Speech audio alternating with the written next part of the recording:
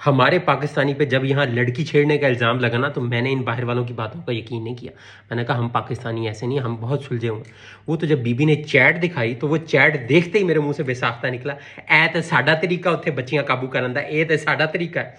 अब तरीका भाई का क्या था, डेली सुबह गुड मॉर्निंग, फिर उसके बाद आपने नाश्ता किया, ऑफिस कब आएंगी, मेरा दिल नहीं लग रहा। फिर जब वो बीबी ऑफिस आई, ऑफिस शेयर करते थे भाई साहब उनके साथ, फिर गुड आफ्टरनून आए, खाना खाने चले भाई, वो कोई इंटरेस्टेड, कोई मैसेज नहीं। शाम को गुड इवनिंग, अपना ख्याल रखिएगा, खाना खा लीजिएगा, गुड नाइट। मगर एक बात ही, ये सब मैसेज एक ही टाइम पे, गुड मॉर्निंग अगर 6 बजे है तो सब के सब दिन इसी टाइम पे होता था। 8-10 दिन की तो मैंने चैट पढ़ी, बीबी का कोई रिस्पॉन्स नहीं। बीबी ने रो रो के बताया कि भाई ये मुझे चीज़ें पूछने के बहाने आता था, हाथ लगाने की कोशिश करता था। कहती जब मुझे पहले दिन ही इसकी इंटेंशन का पता लगा, तो मैंने इसे कहा मैं इंटरेस्टेड नहीं हूं, मगर ये फिर भी जानबूझ के मुझे तंग करता रहा।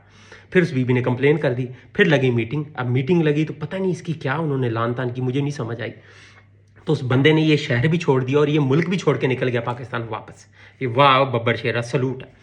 अब मैं तब से इस कोशिश में हूं कि यार पता लगे क्या बातें हुई हैं उस कमरे में, मगर बंदे सब पापी बैठे हैं जिन्होंने कुछ नहीं बताना। अब यही हरकतें हैं हमारी, जिस बीबी के साथ किया उसने भी कभी पाकिस्तानी नहीं रखना, और जितने लोगों को पता लगा उन्होंने भी पाकिस्तानी नहीं रखना। अब मैं नहीं गंदा करता, ये लोग गंदा करते हैं। मैं जरा बताता हूँ कि ये गंद हमने डाला हुआ है, इसलिए मजीद पाकिस्तानियों को ये आने नहीं देते कि ये इसी तरह की ओछी हरकतें करते हैं यहाँ आके।